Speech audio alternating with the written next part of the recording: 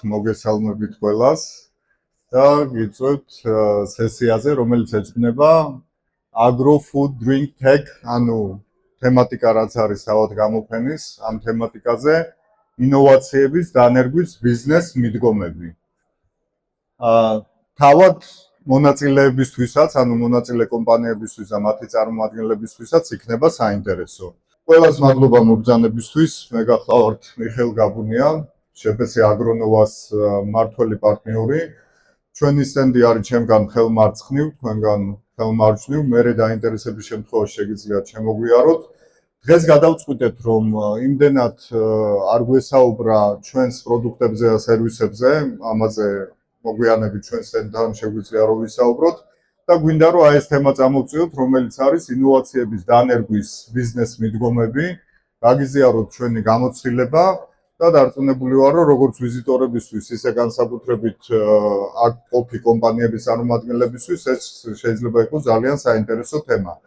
თავად შპc აგრონოვაზე ორი სიტყვით გეტყვით, რომ არსებობს კომპანია 2003 წლიდან მოღვაწეობს აგროსფეროში და ყველაზე მნიშვნელოვანი, რასაც მივაღწიეთ ამ 22-23 წლის განმავლობაში არის, რომ არის ერთ-ერთი ინოვატორი კომპანია აგრონოვა, რომელიც სულ ორიენტირებულია სიახლეების დანერგვაზე და მე ამ სიახლეების გავრცობაზე. მოგეხსენებათ, რომ ეს ძალიან რთული არის იმ ინოვაციების აღმოჩენა, რომელიც შეიძლება მნიშვნელოვანი იყოს ქართული აგრო ბაზრისთვის ამ შემთხვევაში და შემდეგ შერჩევიდათ მათი დანერგვა. ბევრი ინოვაციის დანერგვა წლები ჭირდება და ეხლა გვექნება საუბარი თუ რატომ შეიძლება იყოს ეს ასე ვთქვათ რთული. ესე იგი არსებობს ასეთი კანონზომიერება, ეწოდება ინოვაციის დიფუზიის კანონი. ინგლისურად The Law of Diffusion of Innovation. და რაში მდგომარეობს ეს, რომ სხვათა შორის ეს ეხება ნებისმიერ ინოვაციას, ნებისმიერ სიახლეს, ეს არ არის აუცილებელი რომ იყოს რაღაც მაღალ ტექნოლოგიური სიახლე, არადა მასაც ეხება, ეს შეიძლება იყოს უბრალოდ ახალი პროდუქტი, რომლის დანერგვასაც თქვენ ცდილობთ და ეხლა ამ კანონის ფარგლებში აგიხსნით, რა სირთულეებს უკავშირდება ეს. ანუ ამ კანონის თანახმად მარცხნიდან რო წავიკითხოთ ეს გრაფა, ერთი რომ ნებისმიერმა ინოვაციამ უნდა გაიგაროს ეს მრუდი, რომელიც როგორც აღნიშნე, ხშირად წლების განმავლობაში გრძელდება ხოლმე და საკმაოდ რთულია. ანუ მთელი პოპულაციის არ აქვს მნიშვნელობა რა პროდუქტს, რა სიახლეს, რა მაღალ ტექნოლოგიას ცდილობთ რომ დანერგოთ ბაზარზე, ან თქვენ საკუთარ კომპანიაში, ნებისმიერ პოპულაციაში დაახლოებით 2.5% არიან ასე ვთქვათ ინოვატორები და მე თამამად შემიძლია ვთქვა, რომ აგრონოვა, შპc აგრონოვა არის ერთ-ერთი ასეთი უკვე აღნიშნე, რომელიც მუდამ ცდილობს ინოვაციების დანერგვას და მეცაც გეტყვით, რომ აქ ამ გამოფენაზე წარმოდგენილი კომპანიების უმრავლესობა და ყველა პრინციპში ჩვენი გადმოსახედიდან აღიქმება როგორც ინოვატორები, ანუ თქვენც მიგვაჩნიხართ ინოვატორებად და ეხლა აგიხსნით რატომ. იმიტომ რომ აქ წარმოდგენილი ტექნოლოგიები, სერვისები, პროდუქტები ძირითადში არის სიახლე ქართული ბაზრისთვის და ჩვენ როგორც ინოვატორები ვცდილობთ, რომ ეს სიახლეები აღმოვაჩინოთ, წარმოადგინოთ დღევანდელ, ასე ვთქვათ, და ხვალინდელ გამოფენაზე და შემდეგ უკვე გავიტანოთ უფრო ფართო საზოგადოებისთვის. შემდგომი პოპულაცია სადღაც 13.5% არის ეგრეთ წოდებული early adopter-ები ამ კანონის თანახმად, რომლებიც ბევრად უფრო გახსნილები არიან ამ ინოვაციის, ამ სიახლის მისაღებად, ხომ? და აი აქ რო გავჩერდე, მე თამამად შემიძლია ვთქვა, რომ თვითონ Agro Food 2025, ანუ ეს გამოფენა არის ასე ვთქვათ ინოვატორების და early adopter-ების შეხვედრის ადგილი. ხო, იმიტომ რომ ერთი რომ ჩვენ ვართ ინოვატორები, ვინც ვართ წარმოდგენილი და ის ხალხი, ვინც მოდის, შეიძლება ბევრნი არ იყვნენ, მაგრამ არიან ძალიან მოტივირებულები, ხომ, რომ მოვიდნენ, მოგვისმინეს, სიახლეებს გაეცნენ და ეს ძალიან მნიშვნელოვანია, იმიტომ რომ ამის გარეშე, early adopter-ების გარეშე შეუძლებელია ამ კანონის თანახმად ნებისმიერი ინოვაციის დანერგვა უფრო ფართო მასებში.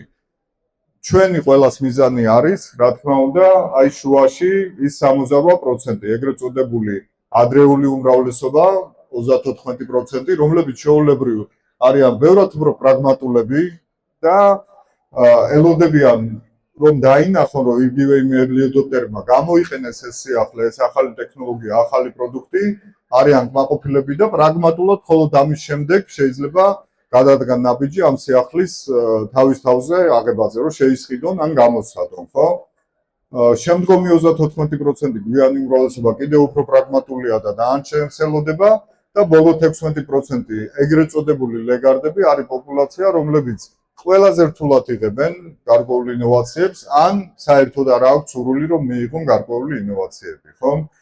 შესაბამისად, ამ ასე ვთქვათ, ინოვაციის დიფუზიის კანონის ფარგლებში კიდევ ერთხელ ხაზს გაუშვავ, რომ აგრონოვა, შპც აგრონოვას გადმოსახედიდან ეს ფორუმი აქ რაც ხდება დღეს და ხვალ, ანუ AgroFood 2025 აბსოლუტურად წარმოადგენს ადგილს, სადაც ინოვატორები და early adopter-ები ხვდებით ერთმანეთს და ეს რეალურად უყრის საფუძველს იმას, რომ ჩვენს მიერ ინიცირებული ინოვაციები შემდგომ განევრცოს დანარჩენ საქართველოში და უფრო ფართო მასებში ბაზრის.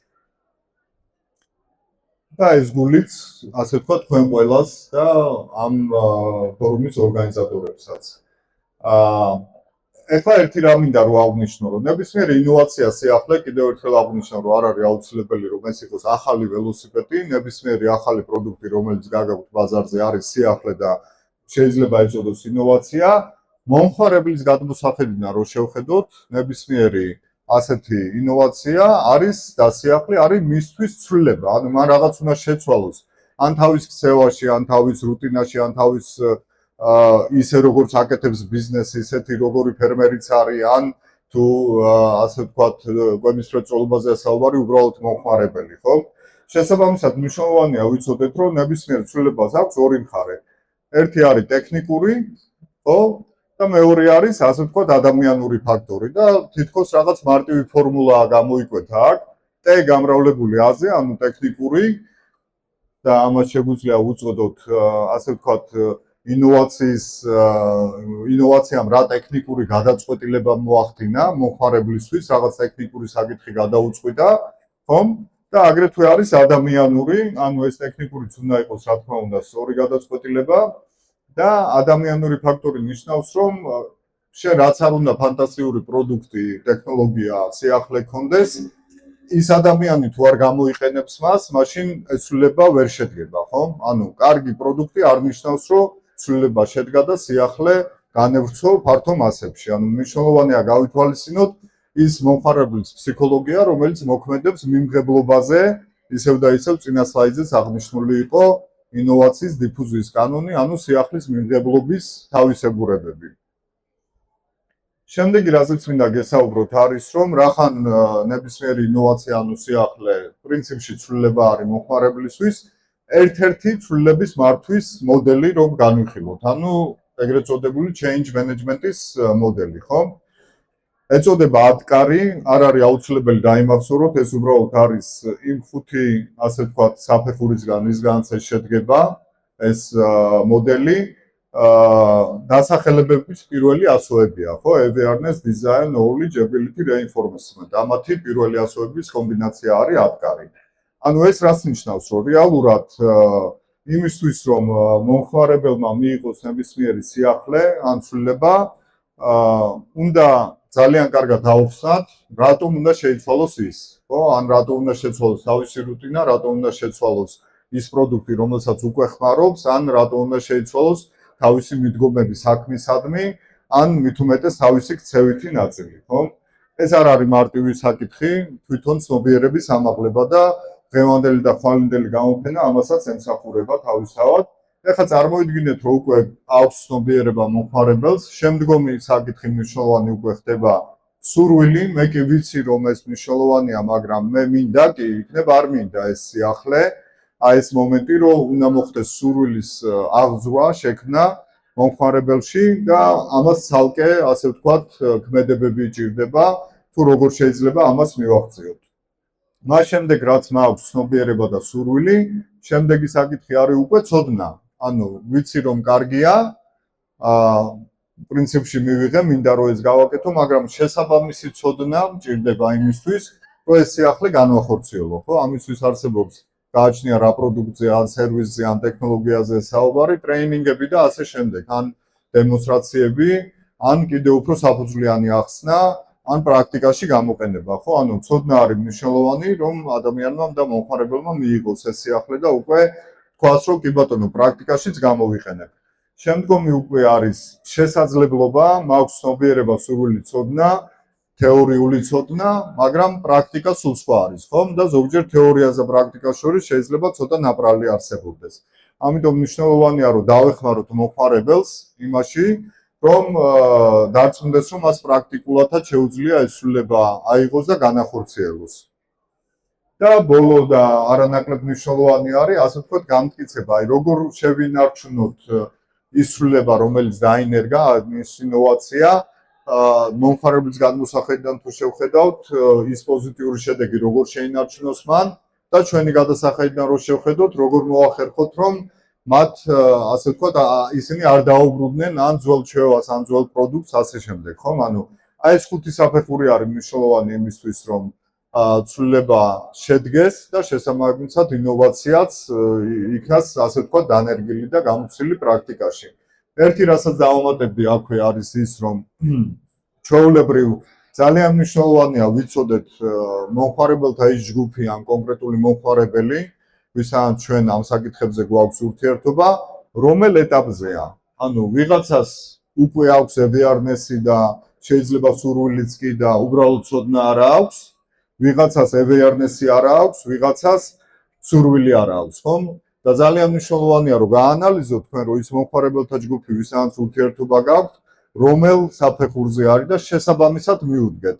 იმიტომ რომ ჩვეულებრივ ცოტა გამაღიზიანებელია მომხმარებლისთვის, როცა მაგალითად მე მაქვს ცნობიერება და სურვილი და ცოდნა მჭირდება და შენ მოდიხარ და მე ცნობიერების ამაღლებაზე მესაუბრები ამ პროდუქტთან დაკავშირებით. ხო, ანუ ამას მიაქცეთ ყურადღება, რომ განსაზღვროთ რა ეტაპზე არის თქვენი მომხმარებელთა ჯგუფი, ვისაც კომუნიკაცია გაქვთ და სწორი კომუნიკაცია რო აწარმოოთ მათთან. კიდევ ერთი საინტერესო მოდელი, რაც შემიძლია გავაცნოთ, არის ეგრეთ წოდებული მომხმარებლის გამოცდილებებში მოგზაურობის რუკა, ანუ ამას ინგლისურად ეწოდება Customer Experience Journey Map და ესეც სხვადასხვა ეხება ნებისმიერ პროდუქტს ან ნებისმიერ ტექნოლოგიას.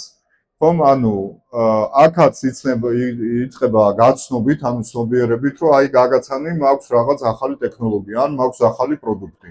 ოღონდ ამ გაცნობასაც რა თქმა უნდა თავისი შეხების წერტილები აქვს და მაგაზეც ვისაუბრებთ. შემდეგ მოდის განხილვა, რომ აი გავიცანი და პირობითად რო თქვა, მაგალითისთვის რომ მოვიყვანო არარელევანტური ინდუსტრიიდან, აი თქვათ ელექტრომობილი, ხო? თავის დროზე არ ვიცოდი რამოდენიმე წელს წინ საერთოდ რა იყო, ეხლა ვიცი. მაგრამ არ მყავს, ხო? ანუ განხილვის პროცესი შეიძლება მქონდეს, რომ გადავიდე ელექტრომობილზე თუ არ გადავიდე, რა პლუსები აქვს, ნეტა რა მინუსები აქვს, ჭირდება თუ არ მჭირდება, ხო? შემდგომი არის შეძენა, როცა ამ ორ ეტაპს გაივლის მომხმარებელი ამ ინოვაციის თუ სიახლის თუ ახალი პროდუქტის, ხდება რეალურად შეძენა, ანუ გამოყენება, მაგრამ აქ არ მთავრდება ის გამოცდილებები, რომელსაც იღებს ეს კონკრეტული მომხმარებელი. გრძელდება იმითი, რომ უკვე შენარჩუნება არის მნიშვნელოვანი, რომ მან შეიძინა ელექტრომობილი, მაგრამ იქ კიდევ რაღაც საკითხები ან პრობლემები ან თემები შეიძლება იყოს, რომელზეც ჩვენ როგორც კომპანია, რომელიც სიახლეს ვყიდით, უნდა ვზრუნავდეთ მასთან ურთიერთობაში და ბოლო ეტაპი ყველაზე მნიშვნელოვანი არის ეგრეთ წოდებული ადვოკატირება, რაც იმას ნიშნავს, რომ გავაცანით, განიხილა, დაფიქრდა, შევუქმნით კომფორტი, შეიძინა, შევინარჩუნეთ, ანუ გაყიდვის შემდგომაც შევთავაზეთ სერვისები და კომუნიკაცია და მისი კმაყოფილების დონე იმდენად მაღალია, რომ შენი პროდუქტი, შენი სიახლის ადვოკატირებას უკვე ის თავად ახდენს. ეს არის ყველაზე იდეალური მდგომარეობა, როცა შენი მომხმარებელი სხვებთან საუბრობს, თუ რამდენად კარგია შენი სიახლე, შენი პროდუქტი, შენი ინოვაცია და ამის მიღწევაც, რა თქმა უნდა, არ არის მარტივი. დაახლოებით რომ წარმოვიდგინოთ, აი რაღაც ასეთ მრუდს გადის მომხმარებელი და აქ უკაცრავად შეიძლება ეფარება და კარგად არ ჩანს სერია ფიზიკური შეხების წერტილები, ქვემოთ რო წარმოვიდგინოთ და ზემოთ რო წარმოვიდგინოთ ციფრული შეხების წერტილები, ხო, რომელიც შეიძლება გქონდეს მომხმარებელთან. წარმოდგენისთვის AgroFood 2025 გამოფენა არის ფიზიკური შეხების წერტილი, სადაც მოვიდა მომხმარებელი და მე გავაცანი ჩემი სიახლე და შემდგომ უკვე აქ აღარ წერ, იმიტომ რომ თქვენ უნდა მიხვდეთ თქვენი სიახლეებისთვის, თქვენი პროდუქტებისთვის, თქვენი ახალი ტექნოლოგიებისთვის თუ რა ფიზიკური და ციფრული ასე ვთქვათ, შეხებები უნდა შექმნათ, ეს იქნება სოციმედიაში რეკლამა თუ ნებისმიერი სხვა ფორმით, ხო? ანუ თქვენ ონლაინაც ცდილობთ, რომ განავრცოთ თქვენი ახალი პროდუქტები და ფიზიკური შეხების წერტილებიც გაქვთ, მაგალითად, როგორც დღეს აქ ხდება. და ასე ვთქვათ, ეს შეკითხვა არის რელევანტური, რომ აი რა შეხების წერტილები შევქმნათ ახლა ჩვენ, რომ მთელი მიზანი ამ ყველაფრის არის, რომ იმ მოხმარებელს რომელსაც ჯერ არ შეუძენია ეს სიახლე და არ დაუნერგია პრაქტიკაში, როგორ შეუქმნათ აბსოლუტური კომფორტი დაწყებული აქ მოსული ადამიანს როგორ ვაცნობთ ინფორმაციად, გაგრძელებული იმითი, თუ ჩვენს ვებგვერდზე რო შევა, მისთვის რამდენად კომფორტულია რაღაცის მოძებნა იქ, ან თუ აქ არის რაღაც რეკლამებზე საუბარი, იქ რამდენად მარტივად, ან ონლაინ შოპი თუ გაქვთ, მაღაზია, იქ რამდენად მარტივია მოხმარებლისთვის და რამდენად კომფორტულია შეძენა, ან განხილვა, ან გაცნობა და ასე შემდეგ. ანუ აი ეს მოდელი არის მნიშვნელოვანი ნებისმიერი პროდუქტისთვის, სხვათა შორის არსებულისთვისაც, მაგრამ ძალიან ან თქვენ ხომ გაქვთ არსებული პროდუქტებიც, ხო? არა მხოლოდ სიახლეები, იმ არსებული პროდუქტების შემთხვევაშიც შეძენაზე არ მთავრდება ყველაფერი, მაქსიმალურად უნდა შეეცადოთ, რომ შეინარჩუნოთ და ადვოკატირებამდე მიიყვანოთ თქვენი მოხმარებლების კმაყოფილება. ამიტომ ეხლა სიმართლე რომ გითხრათ, ჩვენ რახან აღვნიშნე, რომ აგრონოვას, შპს აგრონოვას სახელით, რომ ჩვენ ყველა აქ წარმოდგენილი მონაწილე კომპანიები, ორგანიზაციები, ისევე როგორც ვიზიტორები, რომლებიც სიახლეების გასაცნობად მოვიდნენ, მიგვაჩნია მნიშვნელოვან ნაწილად ამ ინოვაციების გავრცობის, ნაწილი ჩვენთაგანი ვართ ინოვატორები, ეგრეთ წოდებული, ნაწილი early adopter-ები, ამიტომ გარკვეული იდეაც მინდა რომ გავაჟღერო ჩემი კომპანიის სახელით, რაც რაში მდგომარეობს, რომ ძალიან ჩვენთვის, ჩვენი კომპანიისთვის მნიშვნელოვანია და ჩვენ ამას ვაკეთებთ ჩვენი ძალებით, მაგრამ თუ დაინტერესება იქნებოდა აქ დამსწრე საზოგადოების, ჩვენ შეგვიძლია შემოგთავაზოთ, რომ შეიქმნას გარკვეული, ეს უხალოდ იდეა არის, გარკვეული სამუშაო ჯგუფი, რომელიც ფოკუსირებული იქნება აგრო და კვების მრეწველობის მიმართულებით, რაც თემატიკა გვაქვს დღეს და ხვალ აქ, ინოვაციების, ასე ვთქვათ, ხელშეწყობი სამუშაო ჯგუფი რომ იყოს, ანუ იქ არ მოხდება ინფორმაციის გაზიარება თქვენს რაღაც ახალ პროდუქტებზე, მაინდა-მაინც თუ ეს წარმოადგენს კომერციულ საიდუმლოებას, არამედ იქნება მიდგომებზე და იდეებზე საუბარი, ერთობლივად როგორ შევძლებთ, რომ განვავცოთ ის, იმიტომ რომ დამერწმუნეთ, რომ იმისთვის, რომ ფართო მასებამდე მიაღწიოს ნებისმიერმა ახალმა ტექნოლოგიამ, რაც აქ უხვად არის წარმოდგენილი, ან ახალმა პროდუქტმა, რაც აგრეთვე ძალიან უხვად არის წარმოდგენილი, ამისთვის მნიშვნელოვანია, რომ თანამშრომლობა შედგეს და ასე ვთქვათ, ინოვაციის გამოცობა უფრო ეფექტური იყოს, მოდი ასე ვთქვათ. სხვა მხრივ რეალურად რა ხდება, იცით, აი ხომ გახსოვთ პირველი სლაიდი, სადაც ინოვაციის დიფუზიის კანონი იყო და აი ეს early adopter-ები 13.5% დაახლოებით აქ რო ხალხი მოდის, ოღონდ ყველა არ არის, კიდე ბევრი აქ არ არიან და მაგრამ საკმაოდ პატარა ნაწილი 100%-დან აი იქ იქნება ეგრეთ წოდებული ნიშური ბაზარი, ხო? ანუ რაღაც სეგმენტი, რომ აი ნიშური სეგმენტი არის ბაზრის, რომ მხოლოდ ექსკლუზიური ადამიანები ან ვიღაცები ყიდულობენ ამ ახალ ტექნოლოგიებს ან ახალ პროდუქტებს და ამ დროს ჩვენი ინტერესია კომერციული მათ შორის კომპანიების რომ განევრცოს ინოვაცია და ფართო მასებმა შეიძინონ და ეს რა თქმა უნდა აგრეთვე ეხმარება თავად აგრო სექტორის, ბიზნეს სექტორის და კვების მრეწველობის სექტორის განვითარებას, რაც უფრო განევრცობა ეს სიახლეები, ახალი პროდუქტები, ახალი ტექნოლოგიები მით უფრო წარმატებული იქნება განსაკუთრებით აგროსფერო ვთქვათ ამ შემთხვევაში. რა უპირატესობები ექნება თუ რომელიმე თქვენთაგანი დაინტერესება ამაში მონაწილეობით, რომ ერთი რომ წვრილი შეტანა შეგვეძლება ამ ინოვაციების გავრცობაში და ეს ნამდვილად საამოყო იქნება, მეორე მუშაობის პროცესში მონაწილეები შეიძლებათ რომ ისწავლონ და პრაქტიკაში გამოსცადონ ინოვაციების გავრცობის რაღაც ბიზნეს მიდგომები, ზოგიერთ მათგანზე აქ ვისაუბრეთ, მაგრამ ეს არის თეორია, აი ეს 10 კარის ცვლილებების ის ხო გახსოვთ, ანუ ეს შეიძლება იყოს რაღაც მინიმალური ცოდნა, მაგრამ ამის პრაქტიკაში გამოყენება უკვე სხვა საკითხია, ხო? ანუ შეგიძლიათ ამის გამოყენება პრაქტიკაში და მესამე და ყველაზე მნიშვნელოვანი, რომ აქ მიღებულ გამოცდილებას და ცოდნას აგრეთვე უკვე ამ ჯგუფისგან დამოუკიდებლად თქვენსავე კომპანიებში ან თქვენსავე წამოწყებებში გამოიყენებთ წარმატებულად. ანუ ეს თავად შემოთავაზება კომპანიისგან და უბრალოდ როგორც გითხარით, ჩვენი სტენდი აგრონოვასი არის ჩემო ხელმარცხნივ და ნებისმიერ დროს გნებავთ დღეს ამ პრეზენტაციის შემდგომ, გნებავთ ხვალ მთელი დღე აქ ვიქნებით ჩვენ, შეგიძლიათ მობრძანდეთ და გამოთქვათ სურვილი ამ ინიციატივაში მონაწილეობის.